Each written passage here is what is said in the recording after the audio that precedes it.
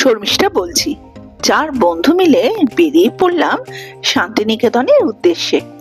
শান্তিনিকেতন নামটির মধ্যেই লুকিয়ে আছে এক অপূর্ব শান্তির পরশ। রবীন্দ্রনাথ ঠাকুরের হাতে সৃষ্ট এই স্বপ্নভূমি শুধু একটি শিক্ষা প্রতিষ্ঠান নয়, বরং প্রকৃতি, শিল্প, সাহিত্য ও মানবতার মিলনস্থল।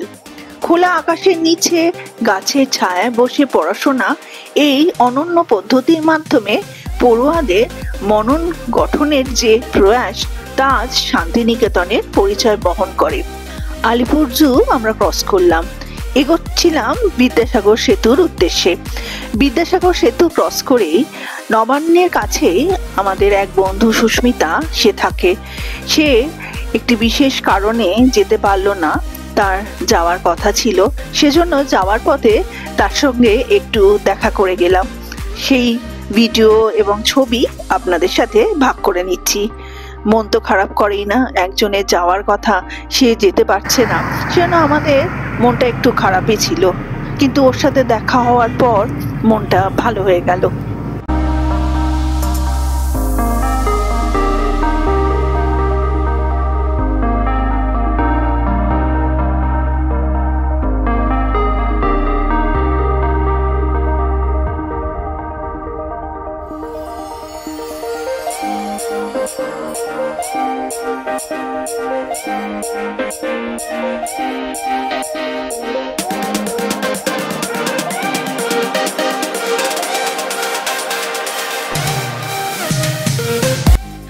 সুস্মিতার বাড়ির কাছাকাছি চলে এসেছি, ওকে ফোন করে দিলাম, ও কিছুটা এগিয়ে এলো, ওর সঙ্গে দেখা হলো।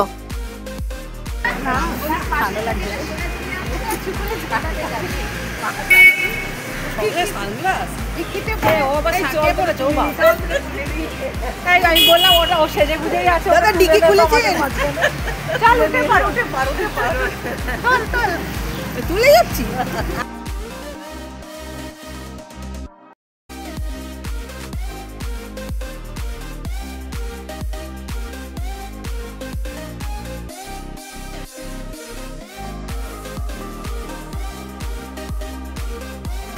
আচ্ছা, একজন হচ্ছে সোয়েটার এমনি একটা কিছু পরে এসে আবার একটা সোয়েটার বার করছে, এর সঙ্গে আমাকে রাত থেকে শুতে হবে, ভাবলেই আমার ভয় লাগছে। আমি তো মরে যাবো এই গরমে, আমি তোদের মাঝখানে শুয়ে পড়বো প্লিজ। সুস্মিতাকে ছেড়ে আসতে বেশ খারাপই লাগছিল।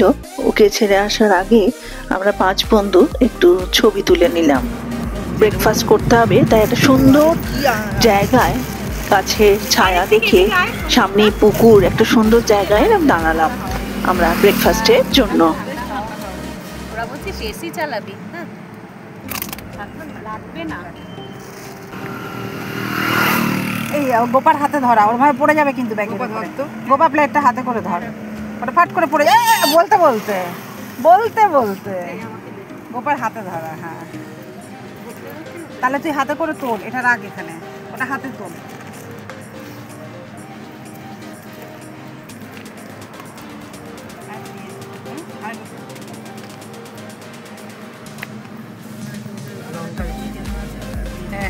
চিকেন এনেছে, চিকেন মানে গোপার বড়টা কোথায়? এই যে এটার মধ্যে, এটার মধ্যে।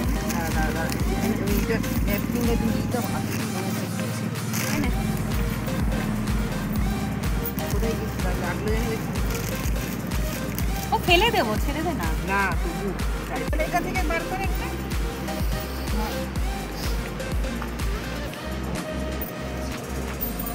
আমার বক্সটা কই?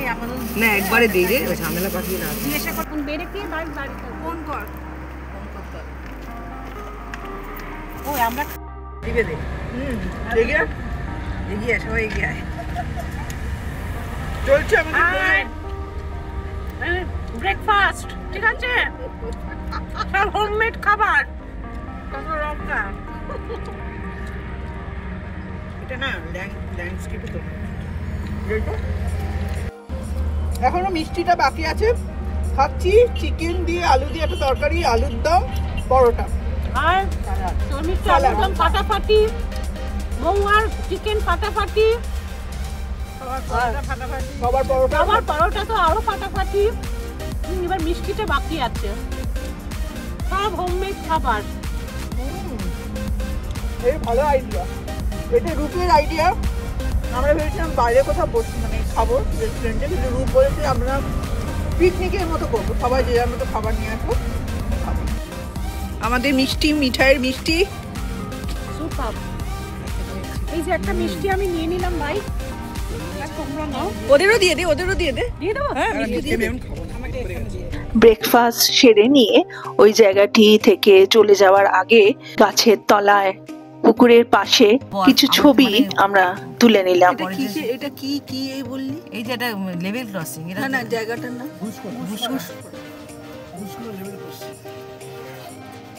এখানে অনেকক্ষণ দাঁড়িয়ে এই ঘুষ করাতে এসে না এর আগে একবার মানে স্থানীয় আমরা চলে এসেছি ঘুষকরায়। লেভেল ক্রসিং এর কাছে আমাদের প্রায় 45 মিনিট দাঁড়াতে হয়েছিল, যার জন্য একটু দেরি হয়ে গেছিল। তারপর আমরা স্মুথলি আমাদের গন্তব্যস্থল হোটেলে আমরা পৌঁছে গেছিলাম।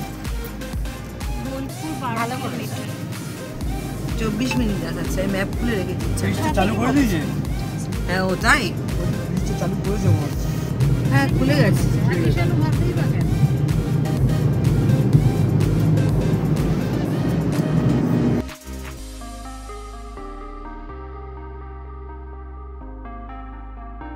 নতুন একটি ব্রিজ উদ্বোধন করা হয়েছে, সেই ব্রিজের রাস্তায় আমরা ধরলাম, যা আমাদের যাত্রাকে আরো মসৃণ করে তুলল।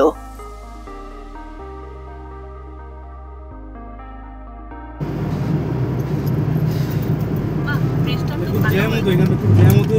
হ্যাঁ খুব জ্যাম হতো, জায়গাটা খুব বাজে, খুব জায়গাটা বাজে। হ্যাঁ দিনের বেলা বোম বোম বোম হ্যাঁ হ্যাঁ পুলিশ ছিনতাই, ডাকাতি, বোম সবই হতো। হ্যাঁ, ওই জায়গাটা খুব বাজে। এটা আর কিছু একটা নাম ইলাম বাজার, ইলাম বাজার না, ইলাম বাজার দেখ, দামোদর নদ। হ্যাঁ, এরা যাওয়ার পথে একটা জিনিস লক্ষ্য করলাম যে অনেক নতুন নতুন রিসর্ট তৈরি হয়েছে।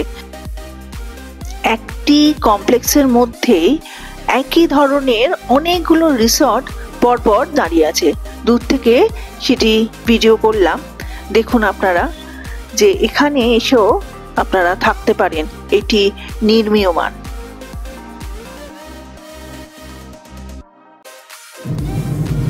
এটা খুব সুন্দর, লাইট জ্বলে, রাত্রি লাইট জ্বলে। বাজার মাজার থাকে এটা রিসোর্ট না? না না, ওই আমাদের যেরকম বই মেলা ফেলার একটা জায়গা, ওই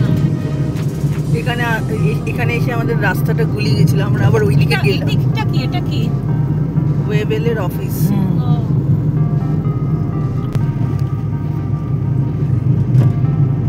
ও, সামনে স্মার্ট বাজার, মার্কেট প্লেস। আমরা আমাদের হোটেলে পৌঁছে গেলাম। আমরা বাড়ি থেকে মোটামুটি 6:30টায় বেরিয়েছি। হোটেলে পৌঁছতে পৌঁছতে সময় লাগলো 12:30 পৌনে 1টার মতো। আমরা ছিলাম একটি গভর্নমেন্টের প্রপার্টি, নাম শান্তবিতান। এটি স্মার্ট বাজারের ঠিক অপোজিটে অবস্থিত। হ্যাঁ আছে তো।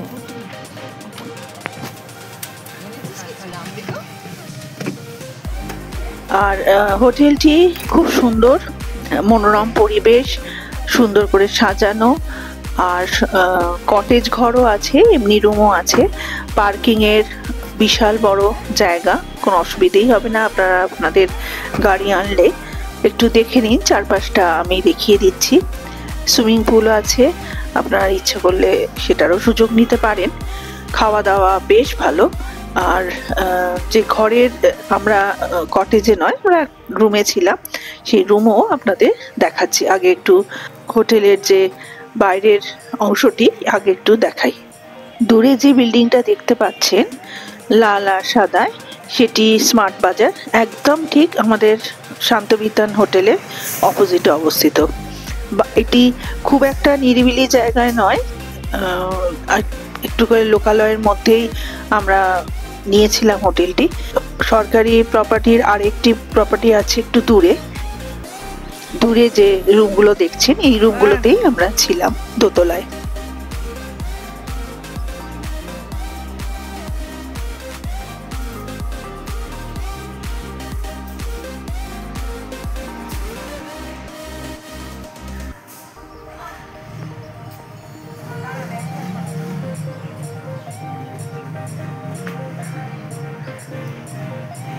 বেশ ভালো রে, খুব ভালো।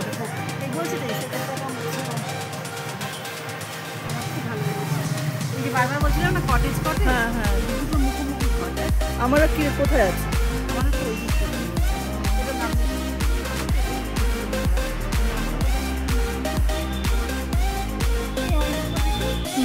নৈবেদ্য এসব নামে না, মানুষই যা যা কাপড় আছে জন্মদিনে।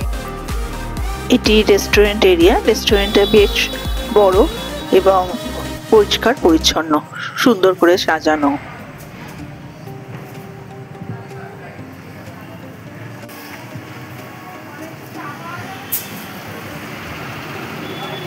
এটি রিসেপশন। এখানে গিয়ে আমরা আমাদের সব ফর্মালিটি যে কাজকর্ম ছিল আমরা সব করে আমাদের রুমে আমরা চলে গেলাম।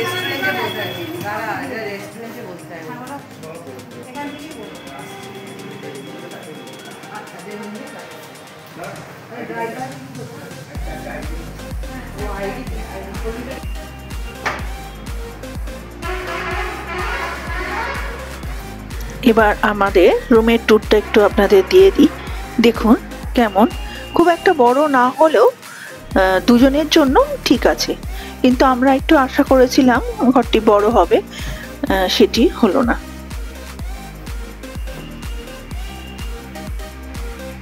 ওই সুইমিং পুলটা দেখা যাচ্ছে, সুইমিং পুলটা দেখা যাচ্ছে।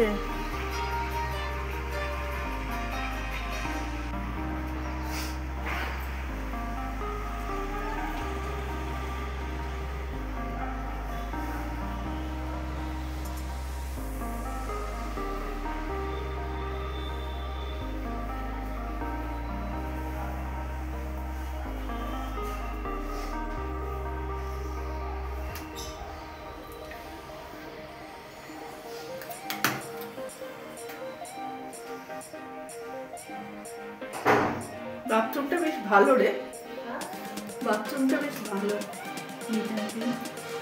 আলাদা গরম কি লাগছে? আলাদা বাথলিস না, খুব গরম লাগছে তো না। আরে টেনশন নিস না, এসি চালাবো না। খুব দরকার না হলেও ফ্যানটা কি এরামই আসতে চলে এখন ঠান্ডা করে এখানে ঠান্ডা। একটু ছোট। কি বললো তার 20% এক্সট্রা দিয়ে শুতে পারবেন? এই খাটে 20% এক্সট্রা দিয়ে শুতে পারবো না, সম্ভব না। হ্যাঁ, কিন্তু কিং সাইজের খাট, এটা তো খুবই ছোট ছোট খাট দিয়েছে। আমরা শান্ত বিতানে খাইনি, ফ্রেশ হয়ে আমরা চলে এসেছিলাম বনলক্ষ্মীতে আমাদের লাঞ্চটি সারতে। বনলক্ষ্মীর কথা অনেক শুনেছি, আগেও আমার বন্ধু রূপ আর মৌ এরা খেয়েছে, ওরাই বললো চল বনলক্ষ্মীতে খেয়ে আসি। খাবার দাবার আপনাদের দেখাচ্ছি, তার আগে বনলক্ষ্মীর যে সামনের যে জায়গা বলুন কিরকম পরিবেশ সেটাই আগে একটু দেখাই আপনাদের। অনেকেই হয়তো এখানে আগে এসেছেন, আমি এসেছি এই বনলক্ষ্মীতে ফার্স্ট টাইম। এই বনলক্ষ্মীতে ঢোকার মুখে যে গাছটি, সেটা বয়স আমার মনে হয় 100 বছর ছাড়িয়ে গেছে। কেন আমরা জানি যে গাছের যে ঝুড়ি সেটা দেখেই গাছের বয়স আন্দাজ করা যায়। এই ঝুড়ির প্রাচুর্য দেখেই মনে হচ্ছে গাছটির বয়স বেশ অনেকটাই হবে।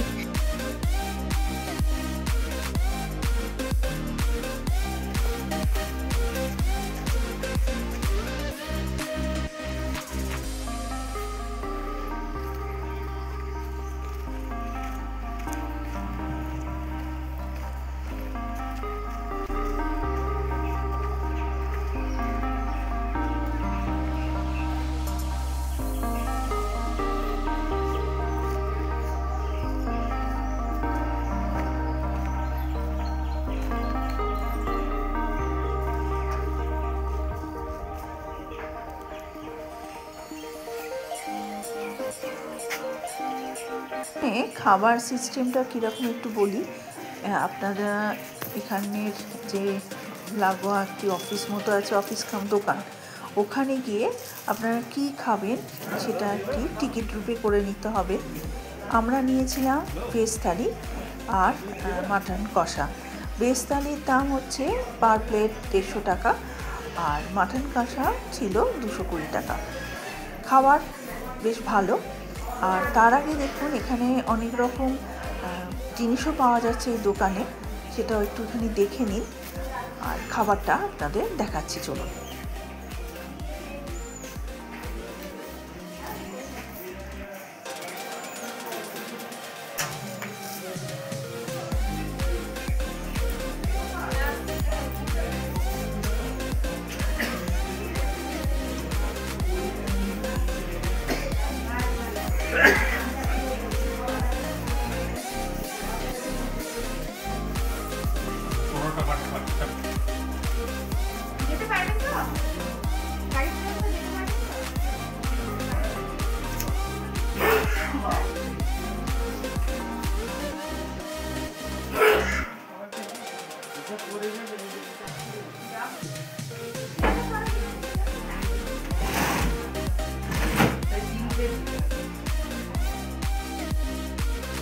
খাবার জায়গায় চলে এসেছি টিকিট করে। এবার আমরা একটুখানি ঘিও কিনেছিলাম 4 জনে। এখানকার ঘি নাকি খুব ভালো খেতে, সেজন্য ঘিটাও নিলাম। এবার এক এক করে গরম ভাতে ঘি থেকে শুরু করে পরপর বিভিন্ন সবজি আসতে শুরু করলো। আফসোস হয়ে যাবে, হয়তো কালকে না, সুতরাং তখন আর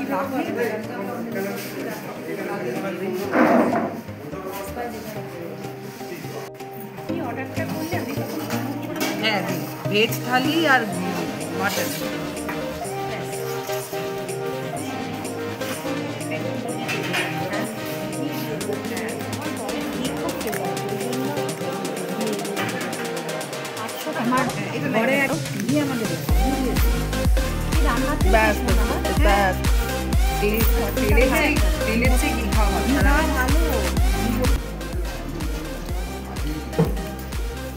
পাতে শুক্তো পড়লো, তাই তো? শুক্তোটা আবার বড়ি টড়ি দেওয়া। গরম ভাতে প্রথমে ঘি, তারপর শুক্তো, আলু ভাজা তো আগেই দিয়েছিল, তা এখন এলো ধোকার তরকারি।